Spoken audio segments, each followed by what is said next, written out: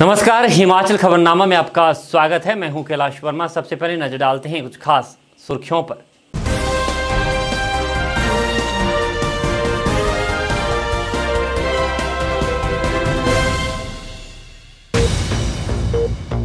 मुख्यमंत्री जयराम ठाकुर ने धर्मपुर विधानसभा क्षेत्र में 381 करोड़ रुपए की 96 विकासात्मक परियोजनाओं के किए लोकार्पण व शिलान्यास। धर्मपुर में लोक निर्माण विभाग वृत्त कार्यालय खोलने की घोषणा।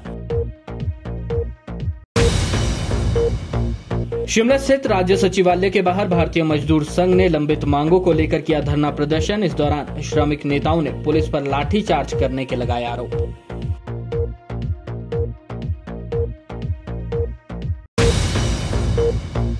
आईजीएमसी में दाखिल होने वाले हर मरीज का होगा टीबी टेस्ट। वरिष्ठ चिकित्सा अधिकारी डॉक्टर जनक राज ने दी जानकारी।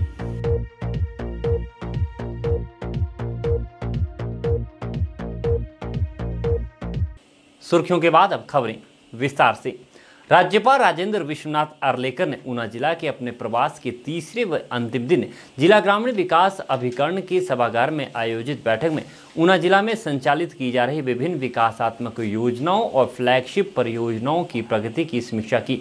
उन्होंने सभी अधिकारियों को सरकार की योजनाओं के बारे में लोगों को जागरूक करने और इन योजनाओं के 100% पात्र लाभार्थियों को लाभ पहुंचाने के निर्देश दिए। उन्होंने कहा कि हम सभी को किसी न किसी रूप में समाज को अपना योगदान अवश्य देना चाहिए। मुख्यमंत्री जयराम ठाकुर ने मंडी जिला के धर्मपुर विधानसभा क्षेत्र में 381 करोड़ रुपए की 96 विकास परियोजनाओं के लोकार्पण एवं शिलान्यास किए। इस अवसर पर लोगों को संबोधित करते हुए मुख्यमंत्री ने कहा कि प्रदेश सरकार समाज के प्रत्येक वर्ग के कल्याण और राज्य के प्रत्येक क्षेत्र का चहुमुखी विकास सुनिश्चित करने के लिए प्रतिबद्ध है। मुख्यमंत्री ने कहा कि धर्मपुर क्षेत्र के लोग भाग्यशाली है कि उन्हें प्रदेश विधानसभा में प्रतिनिधित्व के लिए एक करिश्माई और समर्पित नेतृत्व प्राप्त है। मुख्यमंत्री ने कहा कि जल जीवन मिशन प्रदेश के लोगों के लिए वरदान सिद्ध हो रहा है और प्रदेश सरकार अगले वर्ष के मध्य तक राज्य के प्रत्येक घर तक नल से जल उपलब्ध करवाने के लिए प्रतिबद्ध है। उपस्थित जनसभा को संबोधित करते हुए मुख्यमंत्री जयराम ठाकुर ने कहा कि कोविड-19 महामारी ने विश्व अर्थव्यवस्था को बुरी तरह से झकझोर कर रख दिया है और हिमाचल भी इसका अपवाद नहीं है। उन्होंने कहा कि केंद्रीय नेतृत्व और राज्य सरकार के सामूहिक निर्णयों और लोगों की सक्रिय सहभागिता से देश और प्रदेश इस स्थिति से बेहतरीन ढंग से निपटने में सफल रहा है। मुख्यमंत्री ने कहा कि महामारी के बावजूद उन्होंने राज्य के 42 विधानसभा क्षेत्रों में लगभग 4,500 करोड़ रुपए की विभिन्न विकास परियोजनाओं का लोकार्पण और शिलान्यास किया है। उन्होंने कहा कि विपक्षी दल कांग्रेस ने इस आपदा के दौरान कुछ नहीं किया और वे इस संवेदनशील मुद्दे का राजनीतिकरण करने में व्यस्त रहे। उन्होंने कांग्रेस नेताओं को याद दिलाते हुए कहा कि महामारी के प्रसार के दौरान प्रदेश में केवल 50 वेंटिलेटर ही उपलब्ध थे, जबकि आज 1000 से अधिक वेंटिलेटर राज्य में उपलब्ध हैं। उन्होंने कहा कि राज्य सरकार ने गंभीर रूप से बीमार लोगों को बेहतर उपचार सुविधा प्रदान करने के लिए सहारा योजना प्रारंभ की है, जिसके अंतर्गत प्रतिमाह 3,000 रुपए की वित्तीय सहायता प्रदान की जा रही है। गृहिणी सुविधा योजना के अंतर्गत 3.25 लाख परिवारों को निःशुल्क गैस कनेक्शन उपलब्ध करवाए गए हैं। हिमकेयर योजना के तहत पात्र परिवारों को 5.25 लाख रुपए का स्वास्थ्य कवर प्रदान किया जा रहा है और योजना के अंतर्गत 2,07,000 परिवारों को लाभ पहुंचा है। वृद्धजनों, विधवा, परित्यक्त और विशेष रूप से सक्षम लोगों को सामाजिक सुरक्षा पेंशन प्रदान की जा रही है। बीपीएल परिवारों से संबंधित बेटियों के विवाह पर उन्हें शगुन योजना के अंतर्गत 31,000 रुपए की राशि प्रदान की जा रही है। उन्होंने कहा कि ये दुर्भाग्यपूर्ण है कि 50 वर्षों तक सत्ता में रहने के बावजूद कांग्रेस नेताओं ने कभी ऐसी कल्याणकारी योजनाओं पर विचार नहीं किया और वे केवल अपने विकास में ही व्यस्त रहे। मुख्यमंत्री जयराम ठाकुर ने इस अवसर पर धर्मपुर में लोक निर्माण विभाग का वृत्त कार्यालय, सामुदायिक स्वास्थ्य केंद्र मंडप को स्तरोन्नत कर 50 बिस्तर का अस्पताल बनाने, सहयोग में स्थित पशु औषधालय को स्तरोन्नत कर पशु अस्पताल बनाने, दराबा में प्राथमिक स्वास्थ्य केंद्र खोलने, बनेरडी में पशु औषधालय खोलने, धर्मपुर में दिल्ली तक वॉल्वो बस सेवा प्रारंभ करने, क्षेत्र में 3 अन्य प्राथमिक स्वास्थ्य केंद्रों को स्तरोन्नत कर सामुदायिक स्वास्थ्य केंद्र का दर्जा देने और क्षेत्र की 2 राजकीय वरिष्ठ माध्यमिक पाठशालाओं में विज्ञान संकाय की कक्षाएं प्रारंभ करने की घोषणा की। जयराम ठाकुर ने संधोल और तनिहार में हेलीपैड के निर्माण, धर्मपुर स्थित क्षेत्रीय प्रबंधन कार्यालय भवन की मरम्मत के लिए 10 लाख रुपए, क्षेत्र की 4 सड़कों के लिए 10 लाख रुपए प्रत्येक और धर्मपुर बस अड्डे पर इंटरलॉकिंग टाइल्स के लिए 15 लाख रुपए प्रदान करने की घोषणा की। जल शक्ति एवं बागवानी मंत्री महेंद्र सिंह ठाकुर ने कहा कि प्रदेश की जनता और विशेषकर मंडी संसदीय क्षेत्र की जनता का सौभाग्य है कि उन्हें जयराम ठाकुर के रूप में एक ईमानदार और मेहनती मुख्यमंत्री मिला है।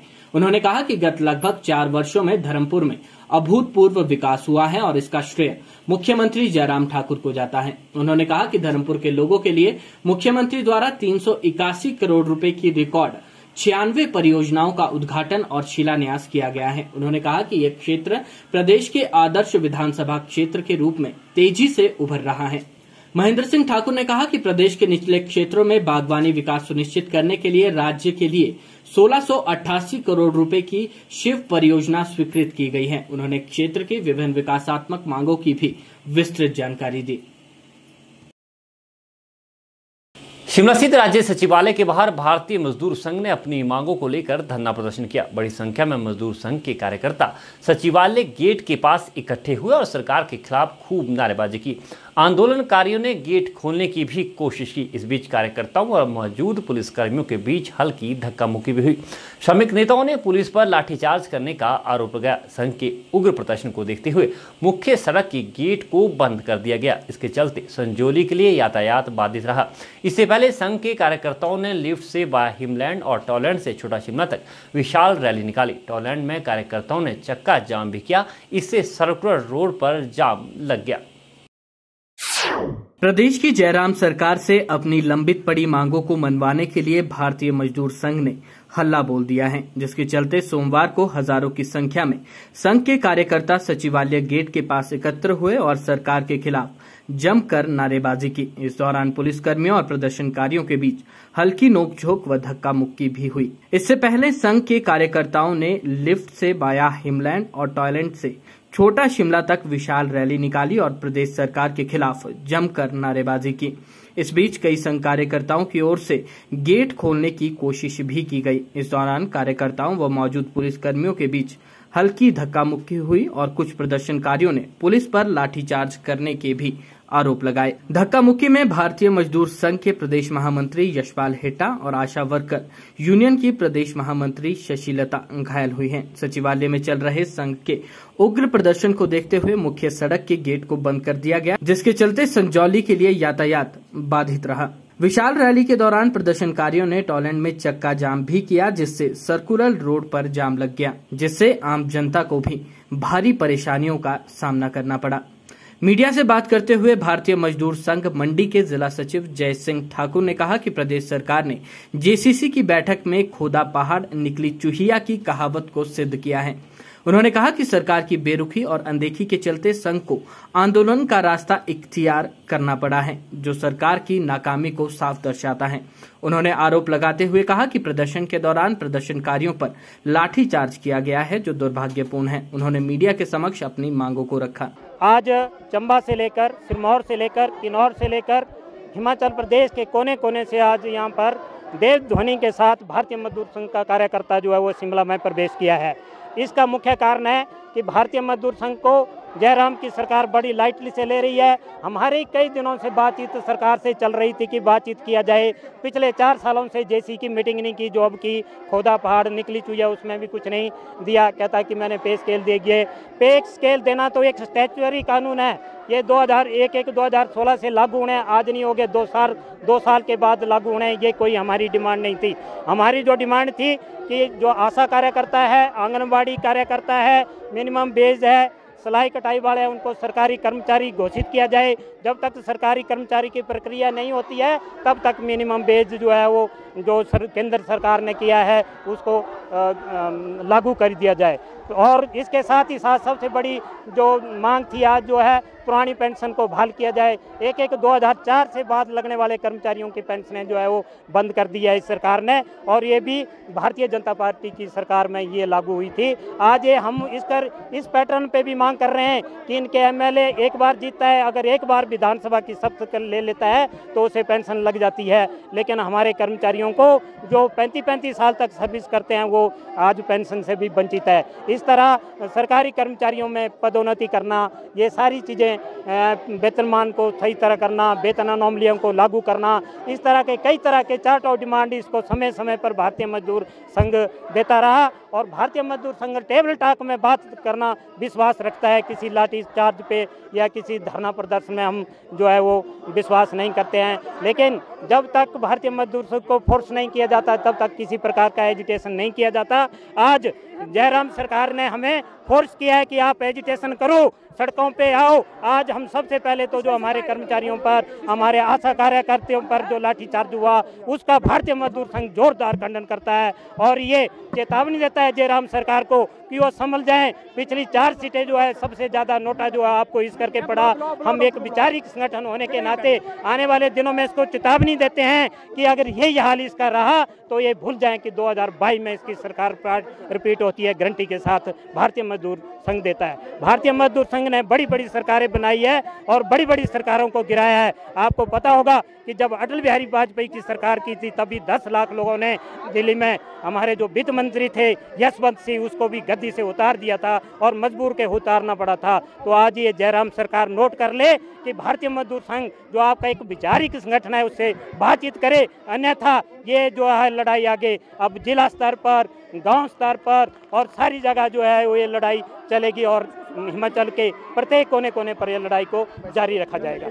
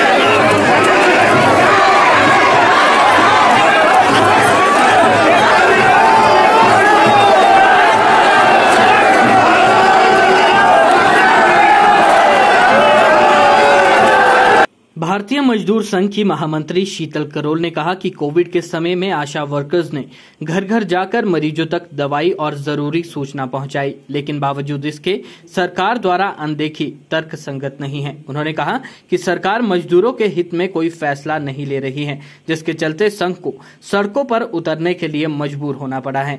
जैसा कि आप सभी को विदित है कि हम पिछले 5 महीनों से हम मीडिया के माध्यम से या पत्राचार के माध्यम से सरकार को बताते आ रहे थे कि भी हम इस दिन आज 29 नवंबर को हमारी एक विशाल रैली होने वाली है, क्योंकि इस सरकार को 4.5 साल हो गया कार्यरत हुए अभी तक ये अपनी गहरी निद्रा से नहीं जागी है। और जो अभी तक आप इनका मजदूरों की प्रति या स्कीम वर्कर्स की प्रति आपने देखा व्यवहार वो देख रहे हैं आप। हमारे लिए जो कोविड टाइम का जब महामारी का काल था तो आंगनबाड़ी कार्यकर्ता घर घर जाके उनको दवाइयाँ पहुँचा रही थी, उनको सब्जी फ्रूट पहुँचा रही थी और प्रशासन की सहायता कर रही थी, या हम कह सकते हैं समाज को सहयोग दे रही थी। आज जब वो अपनी मांगों को लेके आई है, क्योंकि इतने लंबे टाइम से सरकार अनसुना कर रही है और एक सोने की एक्टिंग जो कर रही थी उसको जगाने के लिए आए थे, तो आज उन्होंने हमारे ऊपर लाठियां चलवाई हैं। मुझे नहीं समझ आता जयराम सरकार को वाकई में इतनी नासमझ सरकार है। ये तो मतलब ये तैयारी कर रही है कि अभी 4 सीटें जो इनकी हारी, इनको सबक नहीं मिला। मेरे को लगता है ये 5 साल भी पूरा नहीं करना चाहते, उससे पहले सरकार छोड़ के भागना चाहते हैं। आज इन्होंने इतने बड़े जन समूह का एक तरह से निरादर किया है। कोई भी आदमी यदि अपनी डिमांड लेके आएगा तो सरकार के पास ही आएगा, उस मांग को आप सुनिए। यदि हम ऐसा तो नहीं बोल रहे इनको कि आज ही आप लोग यहाँ पे हमारे को कुछ कर रहे हैं, लेकिन आप यदि मिलना चाहते थे और वो मुंह छुपा के किसी एक जैसे गुनहगार कोई होता है उस तरह मुंह छुपा के यहाँ से जा चुके हैं। उसके बाद प्रशासन को यहाँ पे वो अपना ऑर्डर दे के गया कि हमें अंदर तक ना जाना दिया जाए। उनको क्या लगता है कि यहाँ पे वो रोक देंगे तो ये लड़ाई यहीं रुक जाएगी? ऐसा नहीं होने वाला है। ये जो आप जनसमूह देख रहे हैं ये इतना ही नहीं है, ये इससे 50 गुना घरों में बैठा हुआ है। सिर्फ हमारे को ये था कि हमें यहाँ के जो लोग होते हैं एक्चुअल में वो बॉर्डर होते हैं जितना ज्यादा हम समूह लेके आते हैं यहाँ पे, थोड़ा सा हमारे को वो ख्याल था, इसलिए हमने कहा चलो सरकार सुनेगी, सबकी सुनती है, पर ये मजदूरों की नहीं सुनती तो हमें नहीं समझ आता है सरकार को कौन सी भाषा समझ आएगी। इतना टाइम हम लोगों को हो गया इनको बताते बताते। मीटिंग एक हम बैठक मांग रहे हैं इनसे, वो नहीं इनसे हो रही है, बातचीत करने के लिए तैयार नहीं है। तो ये क्या चाहते हैं कि हम इन्हें सेवाएं मुफ्त में देते रहे, जब हम अपनी बात रखेंगे तो इनके पास समय नहीं है। वो अब ये जयराम सरकार को यहाँ पे आके मंच पे आना पड़ेगा, नहीं तो ये इसके नतीजे इनको भुगतने पड़ेंगे। आंगनबाड़ी कर्मचारी संघ आपको पता है जब भी प्रशासन को कहीं भी जरूरत हुई है तो सरकार के पास कोई ऑल्टरनेट नहीं होता है, सिर्फ आंगनवाड़ी की याद आती है, चाहे वो बीएलओ का काम हो, आईटी का काम हो, चाहे हेल्थ का काम हो, सोशल वर्कर का काम हो, फील्ड वर्कर का काम हो, कोविड में आप आशाएं बहनें उनको उन्होंने कम से कम इंसेंटिव दिया, हमारी बहनों को इंसेंटिव तक नहीं मिला, मुफ्त में सेवाएं दी है उन्होंने। और आज उन्होंने जब हमारी नारी शक्ति के इतने नारे लगाते हैं, मंत्री जहाँ भी जाते हैं नारी शक्ति को सशक्त करो, सबसे ज्यादा शोषण सरकार ही नारी शक्ति का कर रही है। इतनी भारी संख्या में नारी आई है और इन्होंने यहाँ पे नारियां ही हमारे सामने खड़ी कर दिया। और हम तो इनको ये भी नहीं बोल सकते कि भी अभी एक दो लड़कियों को, हमारे जो 8-10 लड़कियों को आगे थी उनको ने डंडे बरसाए हैं। हम चाहते तो उनके डंडे छीन भी सकते थे, कोई इतना नहीं है कि हम इनका कर नहीं सकते, पर हम एक सभ्य भारतीय मजदूर संघ से और एक जो मजदूर अपनी जिम्मेवारी को जो संगठन समझता है जिम्मेवार संगठन के साथ जुड़े हुए, इसलिए हमने वो दुर्व्यवहार नहीं किया। सरकार को चाहिए था कि कम से कम आके हमारे से बातचीत करते, कोई ऐसा नहीं है, बातचीत कई माध्यम से ही रास्ते निकलते हैं, बड़ी से बड़ी समस्याओं का समाधान बातचीत से निकलता है। लेकिन सरकार उससे यदि मुंह फेर रही है तो कहीं ना कहीं जयराम ठाकुर सरकार को पता और ठाकुर साहब को भी पता है कि वो कहीं गलत है अपनी नीतियों को लेके, तभी वो मुंह छुपा के भाग रहे हैं। मुंह छुपा के वही भागता है जो कहीं ना कहीं गिल्टी होता है। वहीं शहरी विकास मंत्री सुरेश भारद्वाज ने कहा कि प्रदेश सरकार पारदर्शी और लोकतांत्रिक रूप से कार्य करती है। उन्होंने कहा कि भारतीय मजदूर संघ की लंबित मांगों पर संबंधित विभागों से विचार विमर्श के बाद मुख्यमंत्री जयराम ठाकुर इस पर फैसला लेंगे। देखिए, हिमाचल प्रदेश सरकार जो है वो लोकतांत्रिक ढंग से काम करने वाली और बड़ी ओपन और पारदर्शी सरकार है। हम किसी भी प्रदेशवासी से, किसी बाकी व्यक्ति से भी जो है वो बातचीत करने से जो है वो गुरेज नहीं करते हैं। किसी भी व्यक्ति से, संगठन से प्रदेश सरकार जो है वो बातचीत कर सकती है, लेकिन इसका निर्णय जो है वो या तो विभाग जिससे संबंधित हो कोई विषय अथवा माननीय मुख्यमंत्री लेंगे कि किस स्तर पर किस व्यक्ति के द्वारा जो है वो बातचीत की जाएगी। शहरी विकास मंत्री सुरेश भारद्वाज ने कहा कि वैश्विक महामारी कोरोना से निपटने और इसकी रोकथाम में प्रधानमंत्री नरेंद्र मोदी ने सराहनीय कदम उठाए हैं। साथ ही कोरोना से बिगड़ी देश की अर्थव्यवस्था को फिर से पटरी पर लाने में भी प्रधानमंत्री का अहम योगदान रहा है। प्रदेश सचिवालय में मीडिया से रूबरू सुरेश भारद्वाज ने कहा कि हिमाचल में कोरोना वैक्सीन की दूसरी डोज के 100% लक्ष्य को तय समय अवधि में पूरा करने के लिए सरकार और स्वास्थ्य विभाग हर संभव प्रयास कर रहा है और सभी के सहयोग से जल्द इस लक्ष्य को हासिल कर लिया जाएगा। कोरोना वायरस महामारी जो आई है ये बहुत भयानक रोग है जो तेज़ी से फैलता है और हिंदुस्तान 140 करोड़ की आबादी वाला देश है। यहाँ पर किसी भी बीमारी की जो फैलने वाली की शक्ति रखता है उसको रोकना जो है वो एक बहुत बड़ा चैलेंज और काम है। हिंदुस्तान के प्रधानमंत्री नरेंद्र मोदी जी ने इस महामारी को रोकने में जो काम किया है और उसके साथ साथ अपनी अर्थव्यवस्था को भी पटरी में लाने के में जो है वो बहुत तेज़ी से काम किया है। और सबसे बड़ी बात, आत्मनिर्भर जो भारत बना है, खास करके वैक्सीन में हमारी जो कोरोना वायरस है उसकी दृष्टि से ये एक बहुत महत्वपूर्ण जो है वो ऐतिहासिक घटना हुई है हिंदुस्तान में। पहली बार वैक्सीन 40 वर्षों से पहले यानी 1 साल के अंदर अंदर हिंदुस्तान में स्वयं बना करके जो है वो लोगों तक पहुंचाई। और जो वैक्सीनेशन ड्राइव है वो फ्री ऑफ कॉस्ट 115 करोड़ लोगों को वैक्सीनेशन देना, ये अपने आप में जो है वो एक महत्वपूर्ण नहीं, एक ऐतिहासिक जो है वो कार्य हुआ है। हिंदुस्तान को इस दृष्टि से दुनिया को भी जो दिशा दिखाई है वो हिमाचल प्रदेश के छोटे से प्रदेश ने दिखाई है। हिमाचल प्रदेश 70 लाख की आबादी वाला छोटा सा पहाड़ी प्रदेश है। कंदराओं को, नालों को, नदियों को, पर्वतों को लांघते हुए सारे हिमाचल प्रदेश की जनता को पहली डोज 100% देने वाला हिमाचल पहला प्रदेश बना, जिसमें प्रधानमंत्री जी ने स्वयं संबोधित किया, आशीर्वाद दिया। और अब दूसरी डोज भी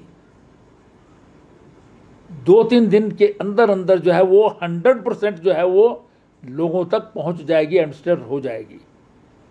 ये एक ऐसा संदेश जो है वो सारी दुनिया के लिए है, भारतवर्ष के लिए तो है ही, कि अगर जो है वो मन में किसी काम को करने का संकल्प ले लिया जाए तो उस इच्छा शक्ति के बल पर कुछ भी असंभव नहीं है। और हिमाचल प्रदेश ने वो कर दिखाया है।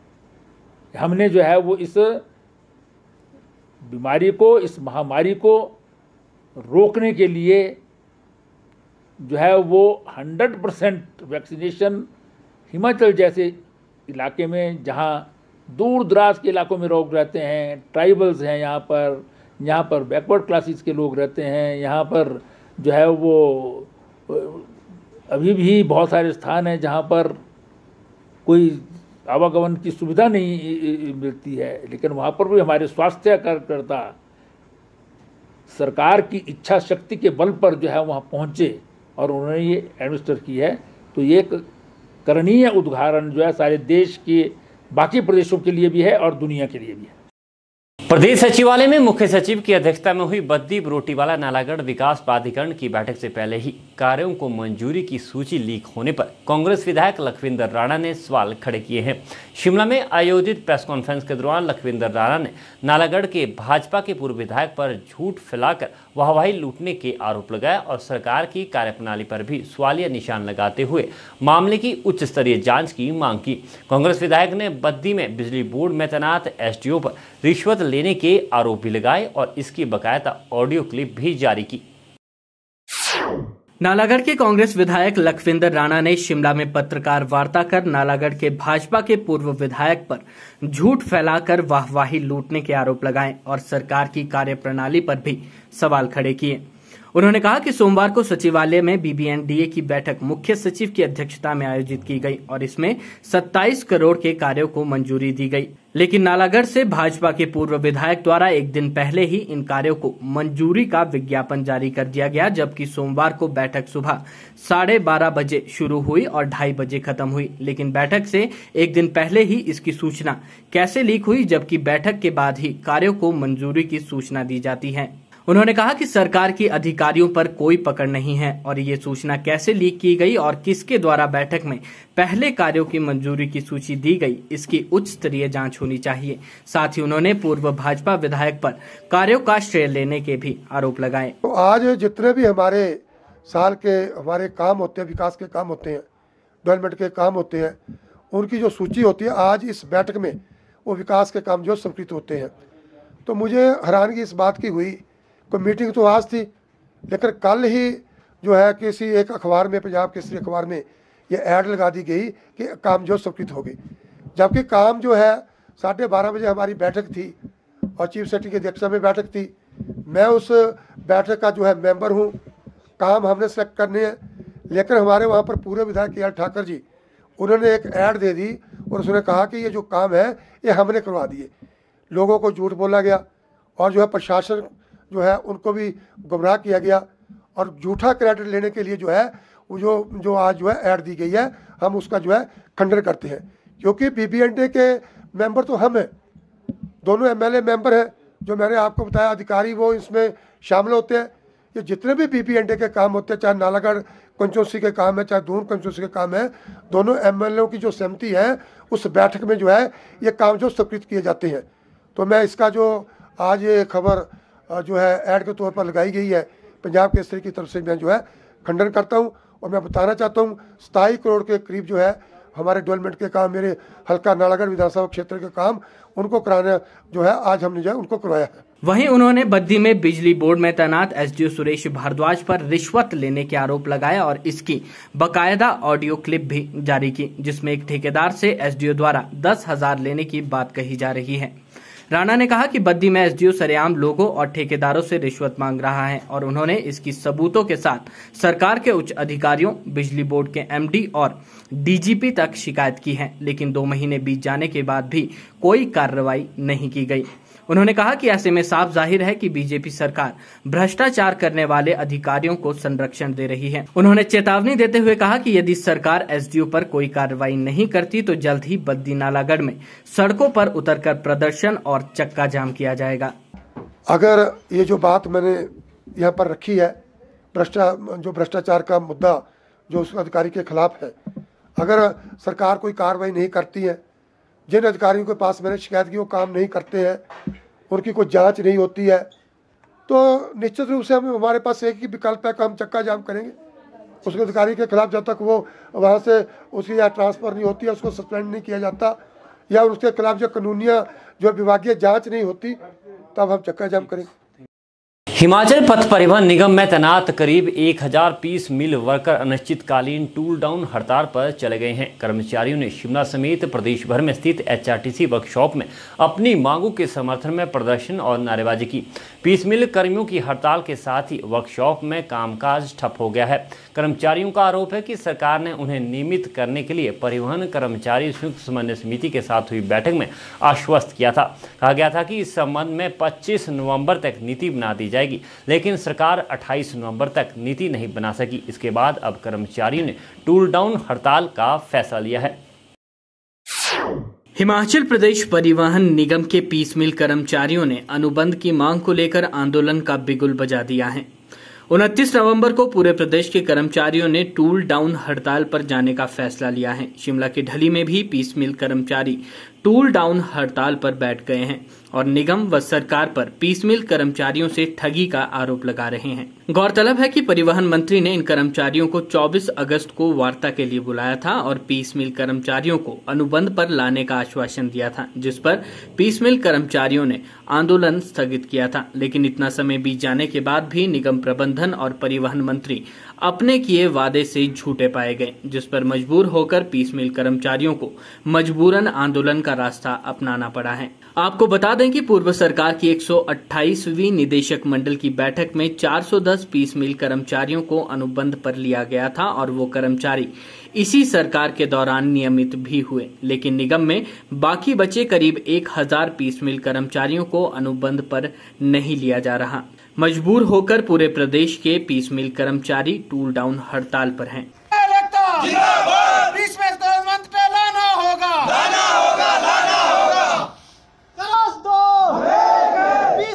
शोषण बंद करो, बंद करो, बंद करो, हमारी मांगे पूरी करो, पूरी करो, पूरी करो। साफ किया गया, साफ किया गया। मीडिया से बात करते हुए हिमाचल पथ परिवहन पीस मिल कर्मचारी संघ के महासचिव HK शर्मा ने कहा कि सरकार व निगम द्वारा पीस मिल कर्मचारियों से ठगी की गई है और कर्मचारियों की मांगों की ओर कोई भी ध्यान नहीं दिया जा रहा। उन्होंने कहा कि पीस मिल कर्मचारियों को मजबूर होकर टूल डाउन स्ट्राइक का सहारा लेना पड़ा है। उन्होंने पीस मिल कर्मचारियों की मांगों को मीडिया के समक्ष रखा। जैसा कि सबसे पहले तो मैं यहाँ पर आए हुए मीडिया बंधुओं का हार्दिक स्वागत करता हूँ और धन्यवाद करता हूँ, जो आप इतनी प्रमुखता के साथ हम कर्मचारियों की समस्या को विभाग के पास व सरकार के पास बड़ी प्रमुखता के साथ रख रहे हैं। मैं कहना चाहूँगा कि पीस मिल कर्मचारी इस वर्ष 20 जुलाई से निरंतर आंदोलनरत है इसी कड़ी में 3 अगस्त को परिवहन मुख्यालय शिमला में पीस मिल कर्मचारियों द्वारा एक विशाल धरना प्रदर्शन किया गया था, जिसमें निगम प्रबंधन ने वार्ता के लिए बुलाया और उस वार्ता के दौरान जो पीस मिल कर्मचारियों से बातचीत हुई, पीस मिल कर्मचारी उससे असंतुष्ट पाया गया और उस कारण पीस मिल कर्मचारियों ने निगम प्रबंधन को नोटिस थमाया। निगम प्रबंधन ने परिवहन जेसीसी को 24-25 नवंबर तक अनुबंध पर लाने की बात की थी, लेकिन आज फिर गेंद जो है सर्विस कमेटी के पाले डाली जा रही है, जिससे जो है तमाम पीस मिल कर्मचारी जो है रुष्ट है, आक्रोश है, रोष है और जिस कारण आज जो है पूरे हिमाचल प्रदेश में समस्त पीस मिल कर्मचारी जो है आज टूल डाउन करने को जो है मजबूर हो चुका है और वो अनिश्चितकालीन के लिए जो है टूल डाउन स्ट्राइक करने पर जो है आज बैठ चुका है। किसान संघर्ष समिति ने प्रदेश सरकार से इस वर्ष सेब बागवानों से एचपीएमसी और हिमफेड के द्वारा मंडी मध्यस्थता योजना के तहत लिए गए सी ग्रेड के सेब का भुगतान जल्द करने की मांग की है। समिति के संयोजक संजय चौहान ने कहा कि इस वर्ष प्रदेश में भारी ओलावृष्टि व बारिश से सेब की फसल को काफ़ी नुकसान हुआ है। उन्होंने कहा कि सरकार द्वारा समय पर बागवानों का भुगतान न करना सरासर गैर कानूनी है और सरकार का किसान बागवान विरोधी रवैया दर्शाता है। उन्होंने कहा कि यदि सरकार बागवानों का बकाया भुगतान तय समय पर नहीं करती तो किसान संघर्ष समिति किसानों बागवानों को लामबंद कर उग्र आंदोलन करेगी। इस वर्ष जो मंडी मध्यस्थता योजना के तहत प्रदेश सरकार ने जो सी ग्रेड का सेब लिया है उसका भुगतान जो है तुरंत करे, क्योंकि इस बारी जो है प्रदेश के अंदर प्राकृतिक आपदाओं जिसमें असामयिक बर्फबारी, ओलावृष्टि व असामयिक वर्षा के कारण जो है भारी नुकसान जो है प्रदेश की फसलों को हुआ है। विशेष रूप से जो सेब की फसल है उसको जो है एक बड़ा नुकसान जो है इस ओलावृष्टि, असामयिक बर्फबारी और वर्षा से जो है हुआ है और करीब ये नुकसान जो है 1500 करोड़ से ऊपर जो है ये आंका गया है।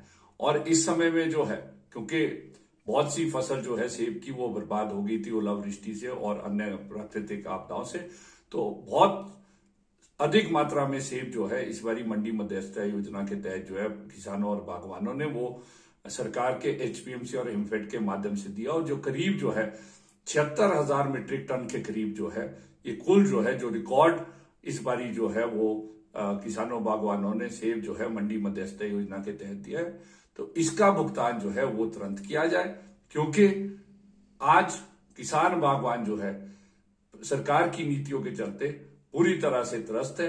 उसकी जो है कमाई जो है निरंतर घट रही है, क्योंकि मंडियों में जो है उसको बेहतर दाम नहीं मिलता और निरंतर जो लागत कीमत है जिस तरीके से खाद, अन्य जो दवाइयां हैं और जो अन्य लागत वस्तुएं जो है कृषि और बागवानी के अंदर होती है, सरकार जो है उसकी सब्सिडी जो है खत्म कर रही है और बाजार के अंदर जो है इनकी कीमतों में जो है अत्यधिक वृद्धि हो रही है।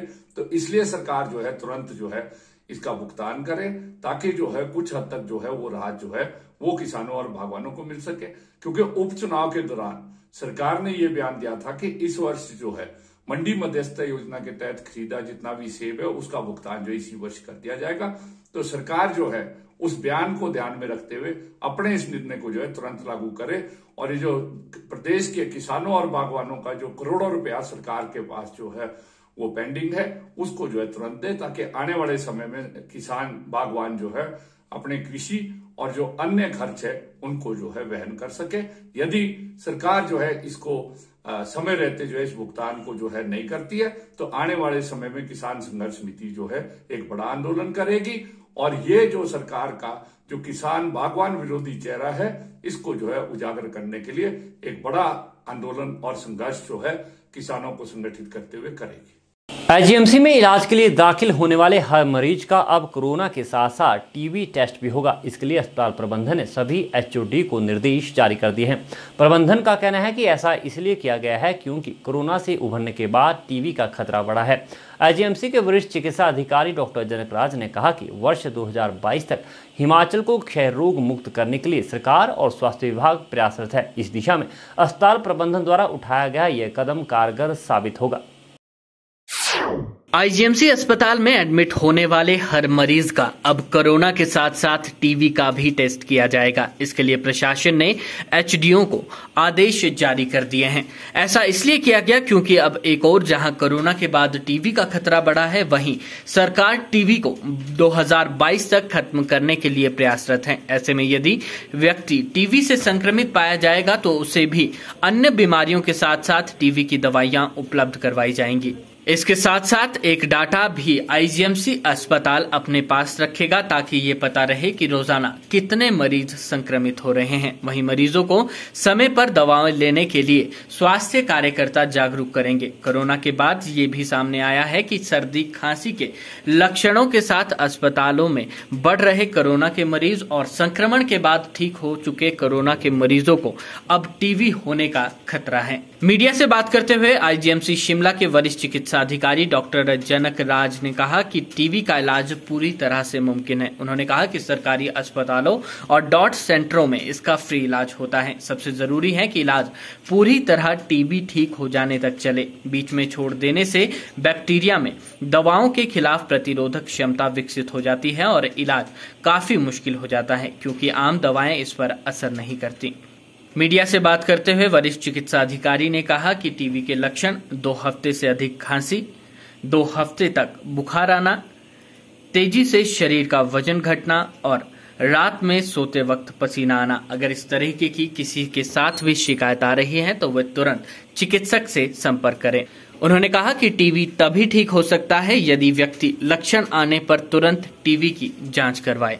देखिए, प्रदेश सरकार के द्वारा मुख्यमंत्री निक्षय निरोग योजना के तहत टीबी के मरीजों की समस्त जांच और उपचार और साथ में डाइट यहाँ पर निशुल्क उपलब्ध है। जांचों में अगर मरीज की कभी एमआरआई, सीटी स्कैन इस तरह की भी अगर कोई जांच करवानी पड़े तो वह भी इस संस्थान में मुख्यमंत्री निक्षय निरोग योजना के तहत यह निशुल्क उपलब्ध है।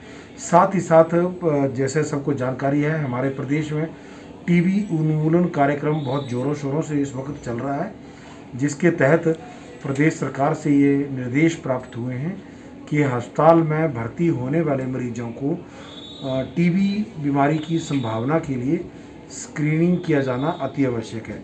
उस व्यवस्था पर भी हम लोग कार्य कर रहे हैं और हम सब लोगों से ये अपील करते हैं कि अपने इर्द गिर्द के इलाके में, अपने समाज में, अपने जान पहचान में अगर आपकी जानकारी में कोई व्यक्ति टीबी की बीमारी से ग्रसित है या उनके संभावित लक्षणों से ग्रसित है तो उसकी सूचना अपने नज़दीकी स्वास्थ्य केंद्र में अवश्य दें ताकि हम अपने उद्देश्य के हेतु को पूरा कर सकें। देखिए, जो भर्ती मरीज हैं, इंडोर पेशेंट्स हैं, उनको ट्यूबरक्लोसिस के लिए स्क्रीन किया जाना जो है यहाँ पर शुरू किया गया है, जो सरकार के निर्देशानुसार, ताकि हम ट्यूबरक्लोसिस कितना हमारे प्रदेश में फैला हुआ उस वक्त उसकी पूरी हम जानकारी जो है रख सकें। देखिए, टीबी से कोई भी आयु वर्ग और कोई भी व्यक्ति जो है वो अछूता नहीं है। टीबी किसी को भी, किसी आयु वर्ग में, चाहे वो युवा है, बच्चे हैं, बूढ़े हैं, किसी को भी हो सकता है।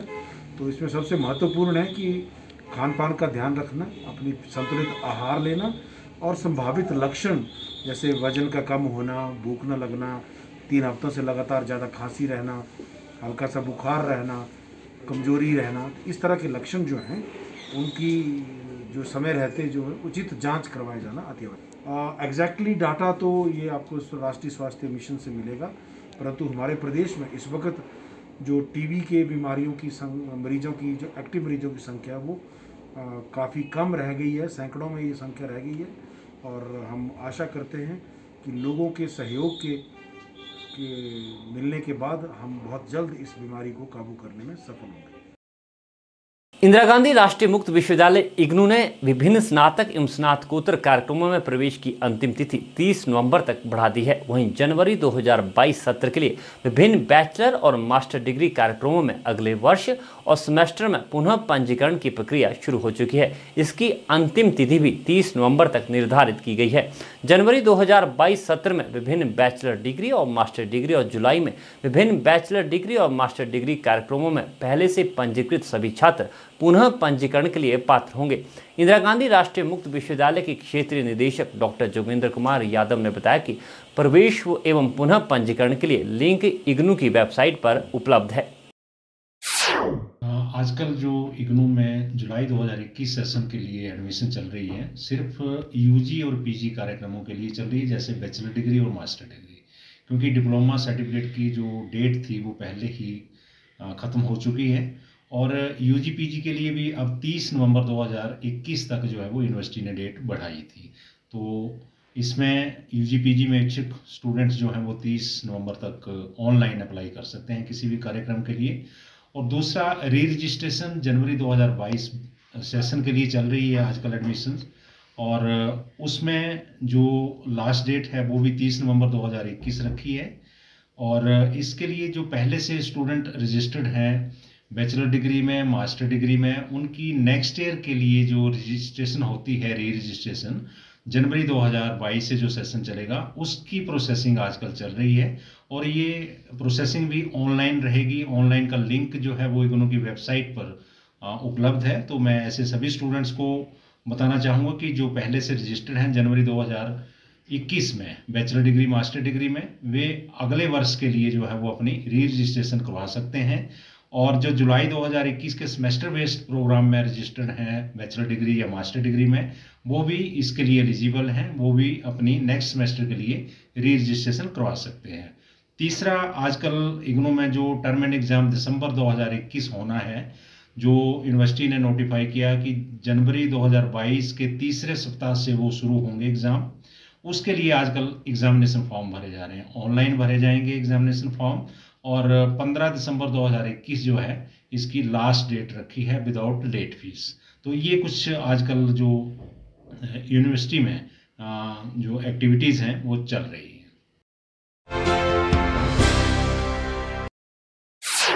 जिला सोलन के अंतर्गत समग्र शिक्षा अभियान के तहत medical assessment camp block Arki द्वारा प्राथमिक पाठशाला अर्की में आयोजित किया गया, जिसकी अध्यक्षता बीआरसी लच्छीराम ठाकुर ने की। एक दिवसीय शिविर में अर्की उपमंडल के तहत पढ़ने वाले विभिन्न स्कूलों से आए दिव्यांग बच्चों की निःशुल्क जांच की गई और बच्चों को व्हीलचेयर व कानों से सुनने की मशीन विभाग द्वारा वितरित की गई। साथ ही अन्य लोगों को आगामी समय में शिमला में दिव्यांगों को कृत्रिम अंग वितरित करने के बारे में भी जानकारी दी गई, ताकि अर्की क्षेत्र के पात्र लोग ये अंग प्राप्त कर सकें। शिविर के बारे में आयोजक व ब्लॉक बीआरसी लच्छीराम ठाकुर ने बताया कि दिव्यांग बच्चों के लिए अर्की में एक दिवसीय शिविर का आयोजन किया गया, जिसमें खंड अर्की व धुंधन के लगभग 40 बच्चों ने भाग लिया।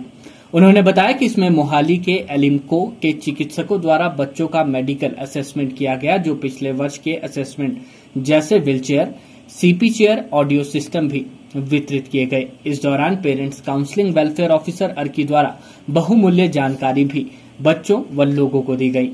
तहसील कल्याण अधिकारी अर्की गौतम ने बताया कि जागरूकता शिविर में दिव्यांग बच्चों को पेंशन योजना, दिव्यांग छात्रवृत्ति योजना व अन्य योजनाओं के बारे में जानकारी दी गई, जिसका लोगों ने फायदा भी उठाया है। उन्होंने बताया कि शिमला के फॉरहिल होटल में दिव्यांग जनों के लिए 2 दिसंबर को कृत्रिम अंग की उपलब्धता करवाई जा रही है। इसके लिए टीम जयपुर से आ रही है। उन्होंने लोगों से अपील की कि जो भी दिव्यांग इसका लाभ लेना चाहते हैं वे सुबह 9 से 2 बजे तक शिमला पहुंच जाएं।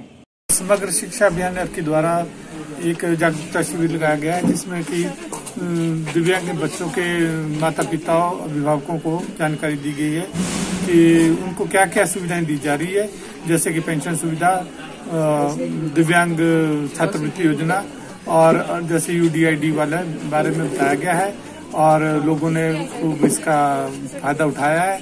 और एक मैं आपके माध्यम से एक बात कहना चाहता हूं कि हमारे विभाग द्वारा 2 तारीख को जो है जिला सोलन के दिव्यांग लोगों के लिए कृत्रिम अंग की उपलब्धता करवाई जा रही है, जिसके लिए कि नाप लिया जाना है। और ये टीम जो है जयपुर से आ रही है और ये इसका जो वेन्यू रखा गया है वो शिमला रखा गया है, आरटी ऑफिस के पास फरील होटल में। कृपया 2 दिसंबर को सुबह 9 बजे से 2 बजे के बीच में ये कैंप होगा। आज समग्र शिक्षा अभियान के माध्यम से दिव्यांग बच्चों के लिए एक शिविर का आयोजन किया गया, जिसमें खंडारकी और धुंधन के करीब अभी 40 बच्चों ने भाग लिया और साथ में उनके पेरेंट्स भी आए हैं। इस कैंप में लिम्को जो आर्टिफिशियल लिम्स मैन्युफैक्चरिंग कंपनी है उसके डॉक्टर्स मोहाली से बच्चों का मेडिकल असेसमेंट करेंगे और साथ में जो बच्चों को एड्स एंड एप्लियंसेस जो पिछले साल के असेसमेंट थी उसमें वो भी बच्चों को वितरित किए जाएंगे। जो जैसे उसमें व्हील चेयर है और सीपी चेयर्स हैं या ऑडियो सिस्टम है, इस तरह के जितनी भी सुविधाएं हैं जो एड्स एंड एप्लियंसेस वो भी वितरित किए जाएंगे। इसके साथ ही आज पेरेंट्स के लिए पेरेंट्स काउंसलिंग वेलफेयर ऑफिसर आरकी द्वारा इनको बहुमूल्य जानकारी बच्चों के पेरेंट्स को भी दी गई और साथ में जो हमारे चिल्ड्रन विद स्पेशल नीड है उनका स्पोर्ट्स मीट का आयोजन भी किया जाएगा। हिमाचल खबरनामा के इस अंक में इतना ही। नमस्कार।